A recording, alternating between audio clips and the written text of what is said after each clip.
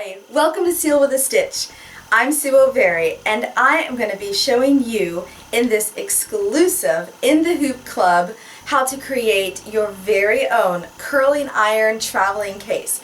But guess what? It comes in two sizes. So not only can you make your curling iron case, you can also create a smaller version which happens to hold a cell phone, or I don't know, I'm going to let you tell me what else it can hold. So let's not wait any longer and let's get stitching.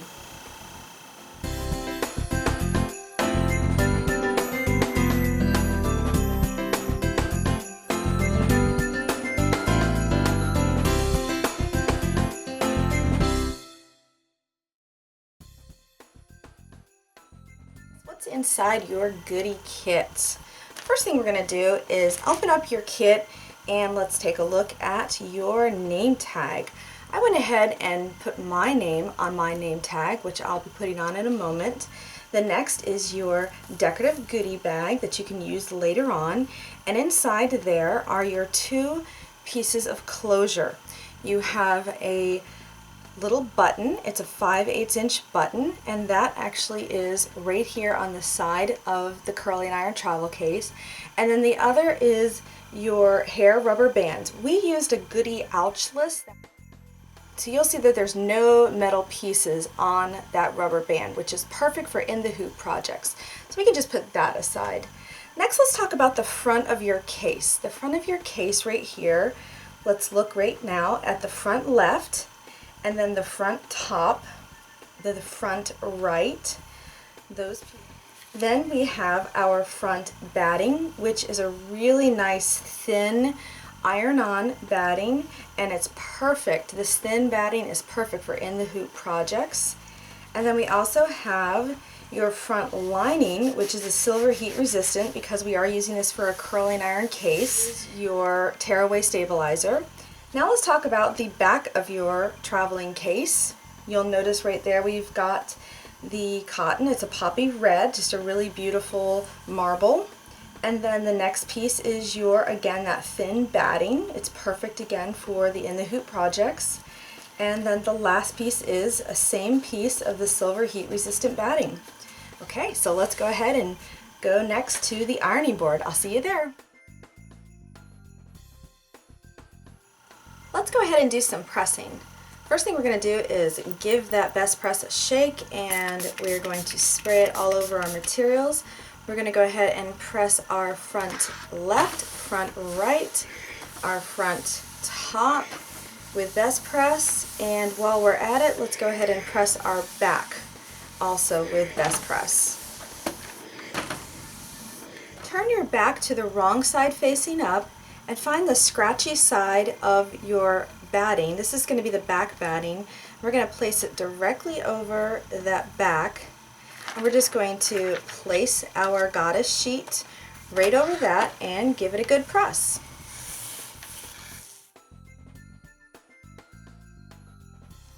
There are 3 different versions on how to create the center front of your curling iron travel case. And it really kind of depends on which machines you have in your possession and what kind of look you're going for. But today we are going for the Wave Flatlock Stitch, and it is going to be awesome. So we're going to go ahead and set up our Ovation Serger, and I'm going to see you there. The first thing we're going to do is we're actually going to set our serger up for the 3-thread wave stitch. Now what I like to do is put these post-it notes on either side of the stitch that I'm setting up for.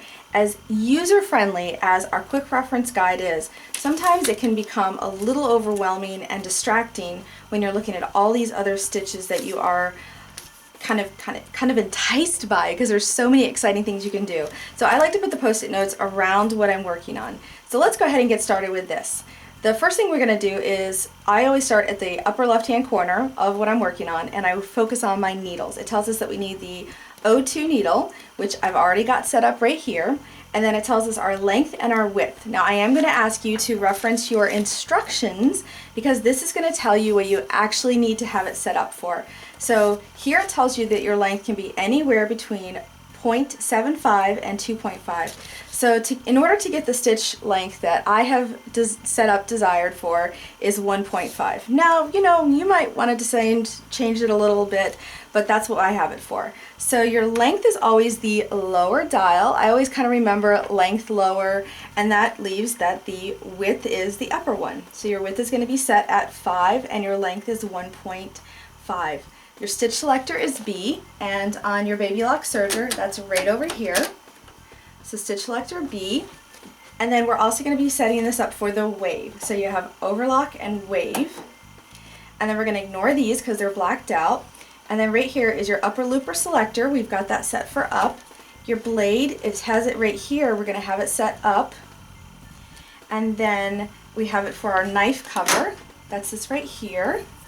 This is opposed to if we were going to be doing a cover stitch. This right here is the knife cover. And then the subsidiary looper says that it is going to actually be off, so we don't need to worry about that. And that is actually all set up for you. You're all done. Now let's take a look at what this says, because this is what's going to be important. The only difference right here, other than the length, 1.5, was the stitch selector. So that's the key on this wave flat lock. So we're going to switch it to the letter D. So far the only difference was the letter D, and the length was 1.5. So far so good. Alright, now let's go ahead and set the stitch, the actual threading up, so we can keep referencing this. The first thing we're going to do is we're going to set up our, I always like to work from left to right, doesn't really matter with the Baby Lock Serger though, but we are going to set up for our needle, and in our needle position we can just reference down here our threads. Right here, if you want to look at your yellow, it's going to be the right needle Maxi Lock Serger Thread Gold. So we're going to be putting that in the Overlock needle 2, and let's just go ahead and thread this exactly as, let's thread it up exactly as the wave stitch shows us to. So we're going to thread it in the thread guide for Overlock needle 1. Okay, and let's just follow the path and put it into, I'm going to open up my little door here, and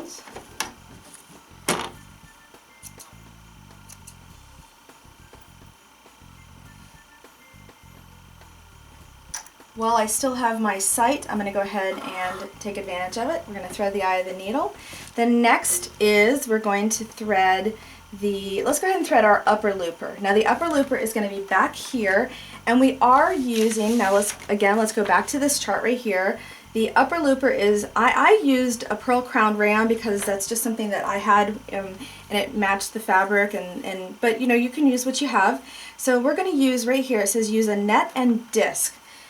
Now let's talk about the net and the disc for just a moment. When you're using a decorative thread that's thicker like this, you do want to use a net. I always take those nets that come with our sergers and I cut them in half so that they're not as long. I feed it through the bottom of my spool and I just kind of fan it open just like this. Alright, so that's kind of step one, and then the next thing is you're going to take your little disc that comes with your Baby Lock Serger, and we're going to slip it on top of the spool, and we're going to slip this on top. We're going to feed this through the upper looper, and then again let's continue with threading this just as the quick reference guide tells us. So we're going to go through the thread delivery system for what would be the needle 2. So let's go here, but this time we're going to go down through the threading of, let's check it out, we're going to go through the upper looper, okay, and we're going to go ahead and set this up for threading.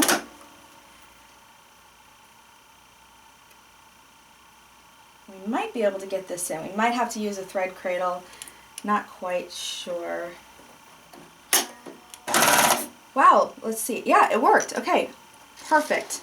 So right there we were able to thread, hopefully, I don't know if you can see that or not, we can get that through there. Perfect. So the very last one is going to be our lower looper, and in this case we are using a Maxi Lock stretch, which is matches our case really pretty, and it's that poppy red.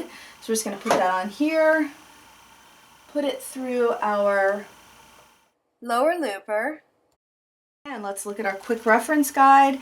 We're going to go up here and we're going to put it through the lower looper thread delivery system and just thread it as we would any normal thread delivery system. And we're going to go right through here. Wow, look at that, perfect. So with the Ovation we were able to get that right through with no troubles. Okay, and I like to just take all my threads and go between the foot and the blade and swing them to the back. Now really quick, we are going to set this up and do a test stitch of the 3-thread wave. So one thing is it had us set it up for B. So before we do anything, we're going to test stitch this for a 3-thread wave stitch. Okay, so I've got some fabric that we're going to just test this out, and got my presser foot lowered.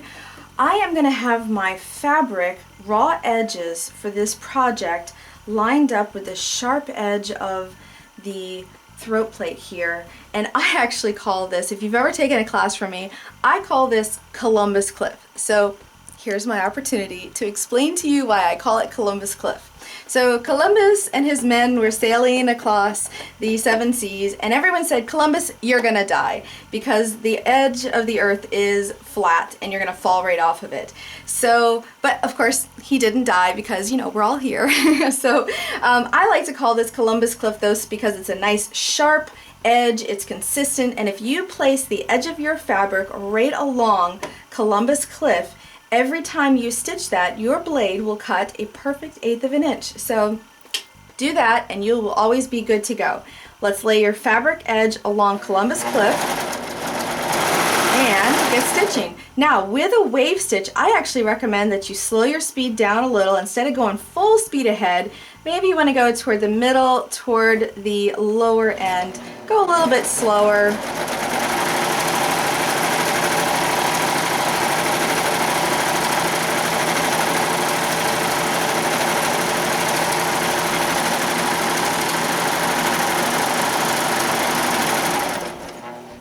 Look at that. Look how pretty is that. Very nice. Now that is your wave stitch. Just gorgeous. It did exactly what we wanted it to do. Now here's what we're going to do in order to create the wave stitch that is a flat lock. All you have to do, and let's move this out of the way, all you have to do are 2 things. One, take your stitch selector and move it to the letter D. And the other thing you're going to do is you're going to move your needle thread from where it is currently, which is the Overlock needle 1 thread delivery unit right here, and we're going to move it back over to the upper looper thread delivery unit. Now watch this. You can actually take your thread and bring it back on itself just like this.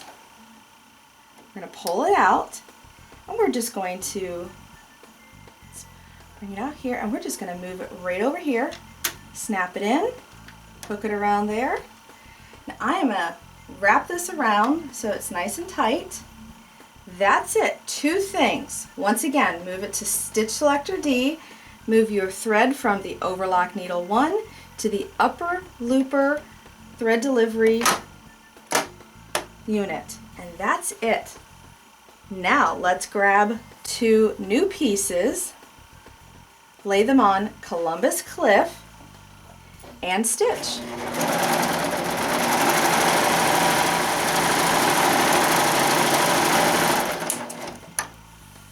Okay, it looks equally as pretty, but here is the cool part. We can wiggle it open just like that. Beautiful. Isn't that amazing? Versus our normal wave stitch, we cannot open up. So now let's go ahead and create our beautiful Flatlock wave stitch down the center of our project.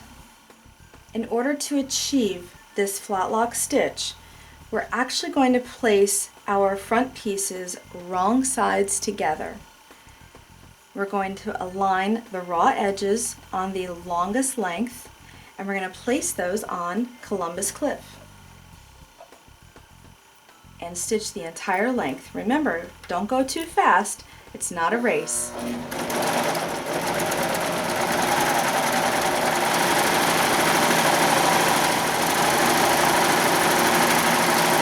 When you get to the end of your stitch, you can actually use the blade, since it's going up and down, to cut your threads.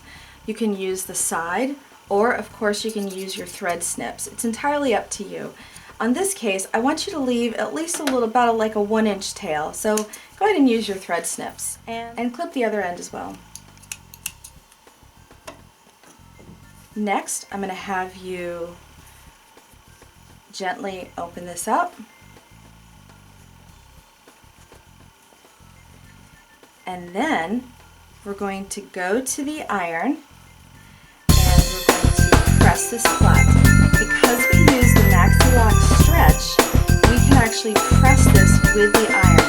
If you used anything that is woolly nylon, be careful with pressing it. Just make sure you use a press cloth on top of it. Alright, I'll see you at the ironing board. Once you've pulled this all apart, you can give this a press.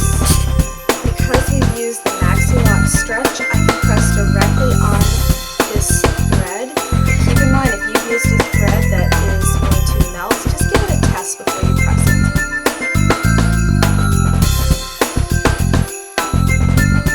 Now that we've pressed the center seam open, let's go ahead and press our front batting to our front. Make sure you press the scratchy side to the wrong side of the front. And let's use our goddess sheet as well.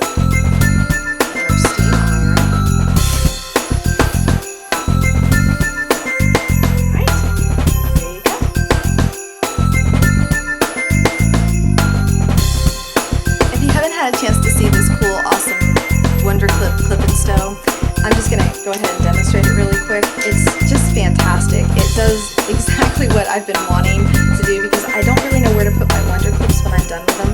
So this is really fantastic. But our next step is actually going to just be taking our back, which already we fused earlier in the project, and we're going to take it and stitch it to the back lining. Really simple. Again, there's 3 different options on how to do this in the instructions.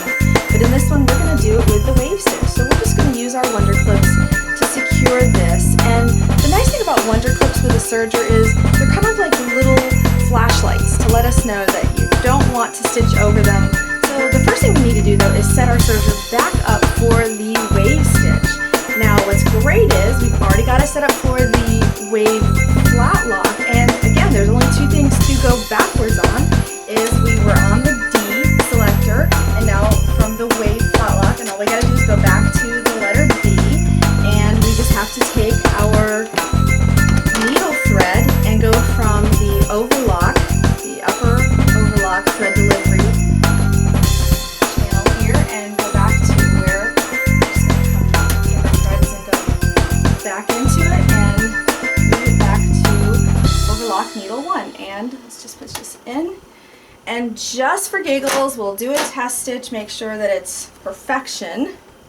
But that's what's so cool about our baby locks, is that we can just switch things out with very little work.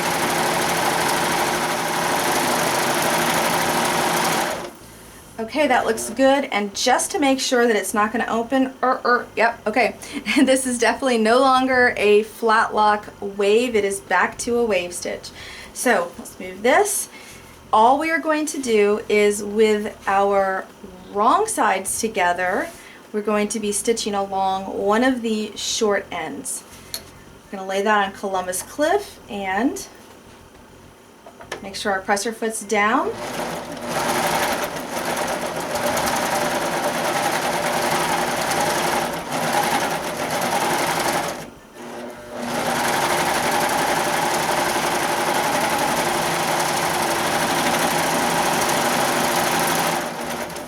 There you go, that's all you gotta do. So let's go to the ironing board. I'll see you there.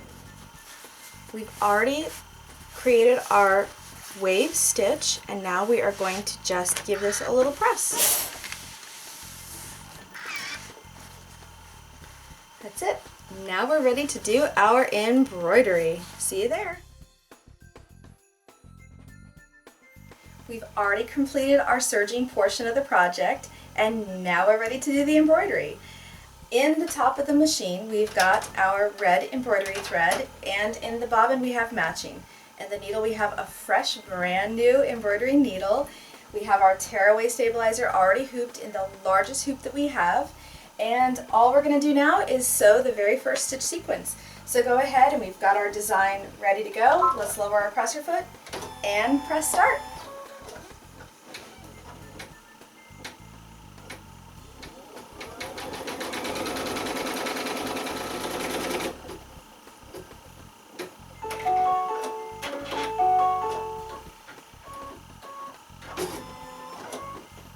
Perfect. Let's take the hoop out of the machine and place it on a flat surface, and I'll see you there.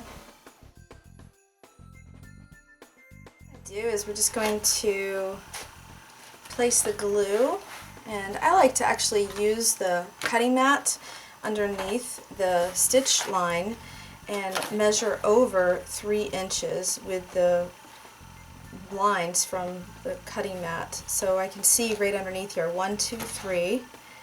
And then that helps me get a good reference. Let's just go ahead and,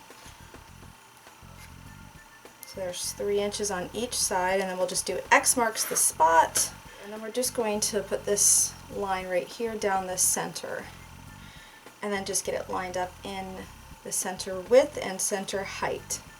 Once you got it there, just give it a good pat, and then we're going to go back into the machine, and we're going to do the quilting, we're going to do some positioning stitches, so I will see you back at the machine. Let's go ahead and just lower the presser foot and press start. Make sure it's nice and flat.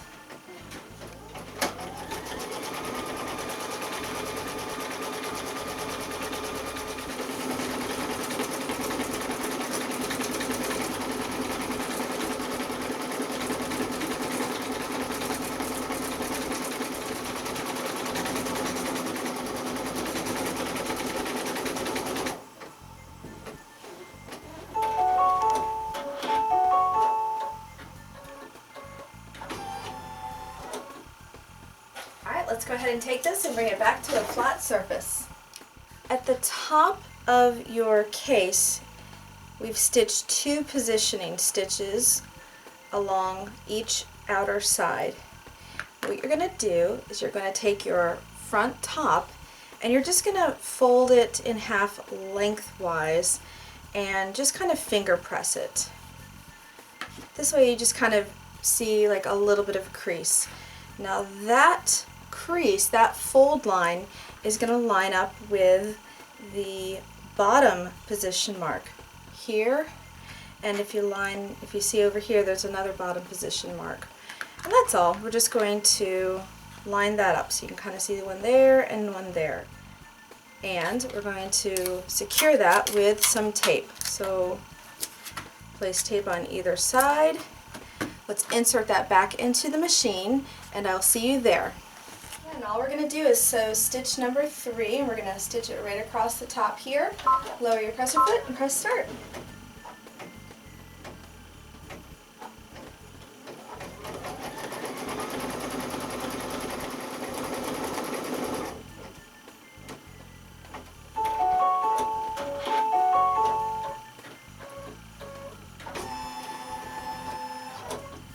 Perfect. Let's go ahead and remove the hoop from the machine, and we're going to go to an ironing surface now. See you there.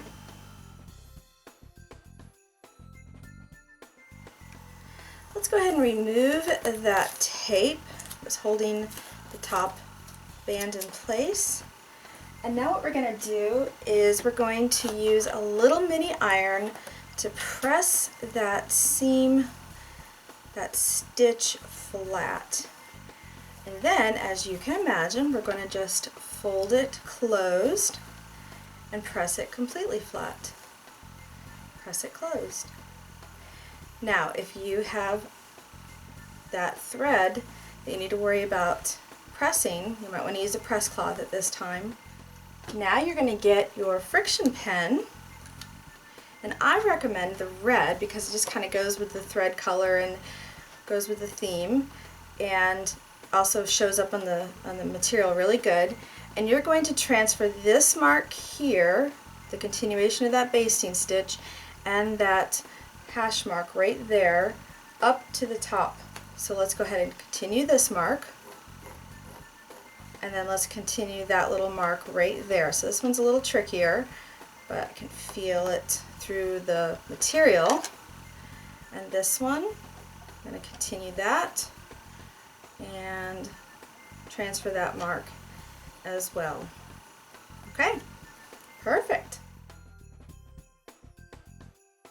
And we're actually going to find where the placement for our closure, which is our little rubber band. And what we're going to do is just find the center on the side here. So from the bottom to the seam of the top right here, the top band, we're just going to find the center. Now you can use a ruler if you'd like, but I'm just going to use my finger, and I'm just going to mark that really good. Hopefully you can see that. And then we're going to fold our rubber band in half. Now the bulk of this rubber band is going to be placed on the inside of our project. And about 1/4 of an inch or so of it is going to be placed on the outside. And you're going to have that little, I'm going to call it the ouchless part, where's the connector. And you're going to have that placed on the outside. So just kind of smush it together. It doesn't really matter where the tape is because we're going to remove all this tape once the project's finished. So just smush it together. And there you go. And it'll naturally want to form like a 1/4 of an inch opening gap area, and you're good. The next step that we're going to just smooth right into, I'm going to grab my back. We went ahead and created this earlier. This is your back, and notice the top of your back has your finish, whatever we did the wave stitch finish. We're going to turn it right sides together so that our front and our back, and notice those little hash marks that we've created. We're going to lay right sides together and place those hash marks, or excuse me, place the top of the back and line them up with those hash marks. And then just center it within the width and make sure it's definitely covering over any of the basting stitches. Okay, and we're just going to secure that with lots of tape. That way this baby don't move while we're in there stitching. Alright, because the next stitch sequence is going to be a single running stitch, which will be your stitch number 4, and it's going to be right along this side. Okay, so let's insert this into the machine and I will see you there. Okay, we're just going to lower our presser foot and press start.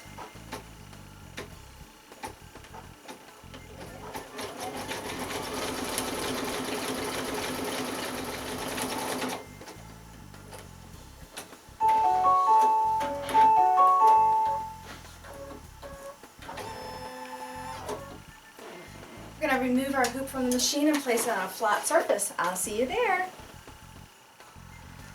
The next thing we're going to do is we're going to place our front lining right sides together, and this one we really want to make sure that it's covering the top portion of our project.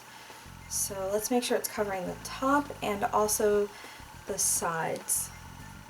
Not so much this bottom portion, I'm not worried about that. Okay, I think we're good, and we're going to tape this baby down too.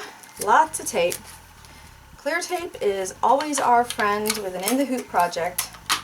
Doesn't leave any major residue, and it's easy to remove, and it doesn't really gum up your needle, so it's always really useful Okay, I might put a little at the top and the bottom too, because this is going to be your final construction stitch. We're going to be stitching everywhere except for that little opening that we stitched. We're going to be stitching our little box, kind of like a pillow. So let's go ahead and stitch that, and then I will see you at the machine, and then we'll see you back here.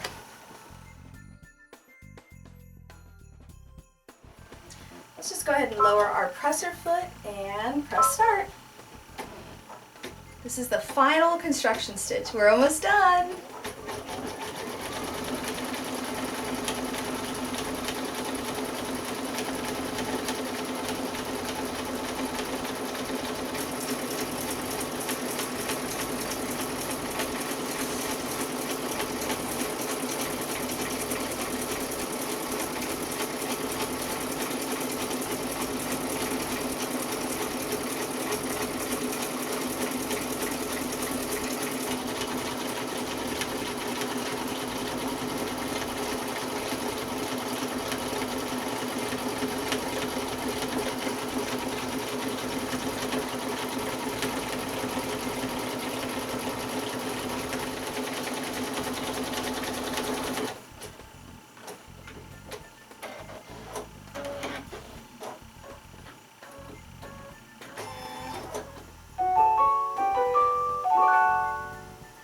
Perfect. Excellent job, my friends. Now let's go back to that cutting station.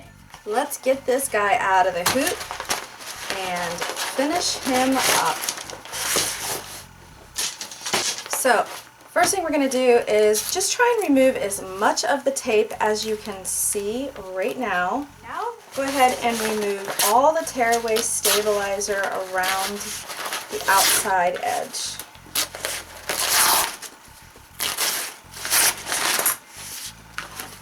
Next thing I'm going to have you do is cut on all the corners and miter them. And leave about 1/8 of an inch away when you do that. So go ahead and cut on all 4 corners. Okay.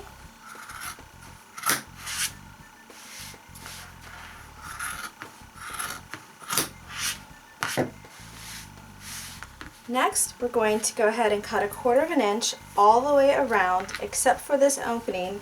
I'd like you to leave a 1/2 inch opening. One thing I'm going to point out though is where we have our rubber band closure, let's leave that alone. We want to keep our rubber band intact. Leave 1/4 of an inch, so you have 1/4 of an inch top, and then you have 1/4 of an inch seam allowance bottom, 1/2 of an inch seam allowance to give me a little bit more for when I'm doing my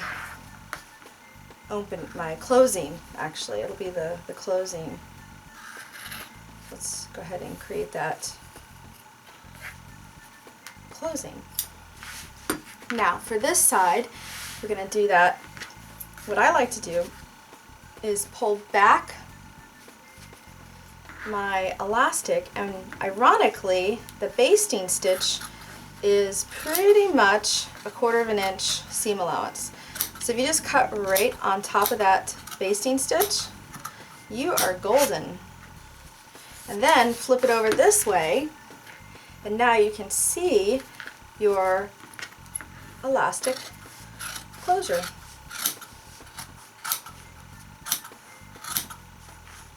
Sound good? And now comes the fun part. Get one of these. This is your point former and tube turner, and we're going to turn this guy right side out. I like to put the curved side on the inside. Sometimes if I put the sharper side on the inside, I don't know, for me it wants to poke through the material. So find whatever is open, and so there's your opening. And again, I'm going to flip it so that the curved, the softer side is going to go into the inside of the material. I put my seam allowances facing me, and I'm going to bite down. I'm going to close it down, and then I'm just going to feed this so that I'm just going to kind of wiggle it in. And see how much easier it is to use this than trying to cram your fingers in there. And once I can get that little area there fed and turn it right side out, I'm going to open this up, and then I can pull one corner out. And if I feel like going back in with my point former and tube turner, I certainly can. Then you can go back in there with your point turner and gently, don't cram this in there, but just gently use this to point your sharp points. So you don't want this to go all the way through. The other thing you might want to do is, you'll notice that there is some bulk with that seam from the 2 layers of batting and the extra material. And so we're going to go ahead and we are going to do a little bit of grading. So we're just going to get in there, open this up, and I'm just going to fold down my lining pieces and just grab my scissors, and I'm going to just open up my batting, and I'm just going to cut this down just slightly. The idea with grading is that they're different heights, different seam allowances, and that way it'll be easier for you to turn it right sides out and press it and hand stitch it and all that good stuff. So here we go, we're going to do this one here. I think that'll make it a lot easier for you to turn that bulk right side out. So I'm going to, all right, let me go get my hand sewing stuff and I will see you right back here. Let's go ahead and hand stitch this inside opening closed. Now if you had a little piece of fusible web, we could also do that, but I think this is going to get a lot of use, so I am going to hand stitch this closed. I'm just going to fold the bulk part, the one that has the most of the bulk, not the what would be the front lining, but the inside lining here. I'm going to fold this in and just kind of finger press it, the one that has the seam on it. And then I'm going to fold the loose lining, which would have been your front lining, in as well. And we're just going to match those two. Match that 1/2 inch seam allowance. We're just going to use our little clips to hold them in place. Now there's all kinds of wonderful little notions that we can use in order to do this. As I get older, I have great sight for some things, but not for others. So this is a cool little handy notion that helps us thread the eye of our needle. You just gotta have to make sure that you follow the settings. The eye does have to be a nice small eye, but if you do follow it, we can just pull that out, and it does in fact put like a little loop right there. You can just pull this loop through, and there is the thread. Now if you have 2 threads, that's a double thread. So we'll make this one a double thread for the inside. And we're just going to do a little whip stitch or whatever stitch you are comfortable with doing. So all we're going to do is hand stitch that opening closed.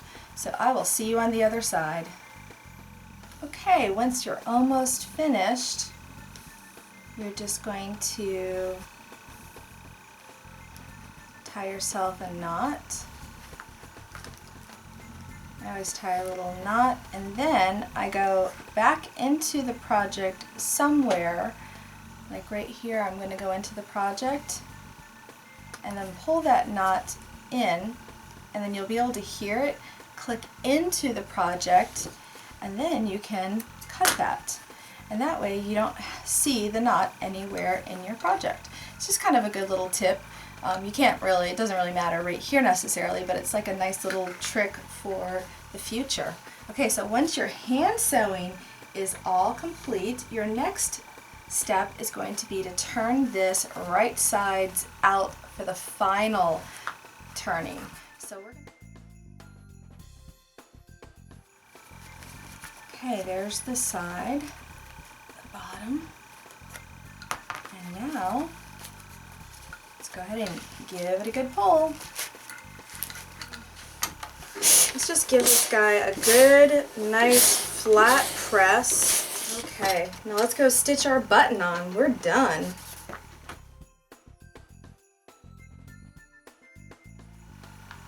To stitch your button on, you want to use 4 strands. I call it 4-thread stitching. I learned this at Busch Gardens when I was doing costumes years and years ago when I was just a wee little baby.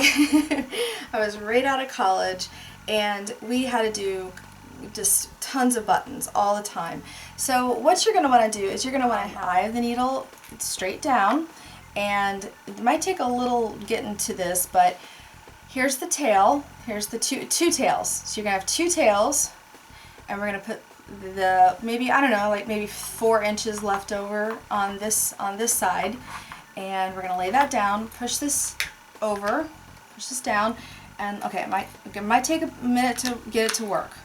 There we go, got it to work. So now, let's see if you can see this right here. There you go, you can see that. And now we have those threads going through the eye of the needle. So now we have a total of 2 threads going through the eye of the needle. I'm going to pull this, and you can see that. So there's a total of 2 threads going through the eye of the needle, but it will be a total of 4 threads stitching the button on. So it'll go so much faster, and it'll just be awesome. You'll be like, thank you, Sue, I love you. Okay, so tie a knot, and now we're going to stitch our button on. And you just want to stitch your button completely opposite of where your closure is, and about, I don't know, like maybe a 1/2 inch from that left seam. So let's just kind of eyeball it, so maybe right about there. And I'm just going to take a bite out of the material and start stitching that button on until you feel like it's really secure. So let's just stitch that button on. I got really good stitching buttons on at Busch Gardens, and I'll show you a trick once you're finished. And let's say you're going to stitch a button and then another button and then another button, and you know, if you're stitching a button that doesn't have a shank, then you can use your button foot on your sewing machine. But if you are using a shank button, then this is the way to do it. So look how much faster this is. And okay, we're almost done. Now here's here's another trick. Once you're finished, so let's say we're going to do one more go through. So I don't know how many times that was, maybe, I don't know, maybe 4 or 5. So now we're going to go through one more pass of the thread, or excuse me, of the fabric. Now before you finish pulling it through, what you're going to do is you're going to take the needle and go back through the thread, and that's going to give it like a little bit of secureness, and then you're going to tie a knot, and you're going to go around. You're going to take the thread and go around the needle twice, and that is going to create your knot. But here's what you're going to do. You're going to create another knot, and then you're going to do that. You're going to hold that knot maybe about, whoops, I'm sorry. Maybe hold that knot about, I don't know, so those knots, those 2 knots are about a 1/4 inch away from each other. So now what you've done is you've created the knot for the next time that you stitch. Isn't that cool? So you're going to then take your thread, or excuse me, your needle, and put it into your clover dome, and you hook it around this little hook on the clover dome, and then you just go like that. I love the cute little noise it makes. And then you just snap it on. Isn't that super cool? Alright, so this is a really great little handy notion. I've used that for years. And what, we are finished. Let me grab my curling iron and let's put this all together. Well, you are all finished. You completed your curling iron traveling case, and it is a serge embroidery, which means you did some serging and embroidery all in the hoop, and I am just so thrilled. I hope you really enjoyed yourself. Now it's time to put this baby to use. So you've got your hot iron, so let's get that iron inside, and on the wrong side of your curling iron case you want to go ahead and just take your curling iron wire, and let's take the closure, which is your rubber band, and we're just going to wrap it around with that little pretty button. And it's as easy as that, and it goes for the same for the smaller case, which I think is kind of cool, is that you can actually double use it for a cell phone case, maybe even an eyeglass case. In that instance, you may not even need to use the little closure. I was thinking that you might use this closure, the little rubber band, up here at the center front. So give it a try. I can't wait to see what you all come up with, because just remember, I might be the designer, but you folks are my assistant designers. So I am looking forward to seeing you post those pictures, and just remember that you are there to be creative, and so in that sense I want you to have a creative day. Bye!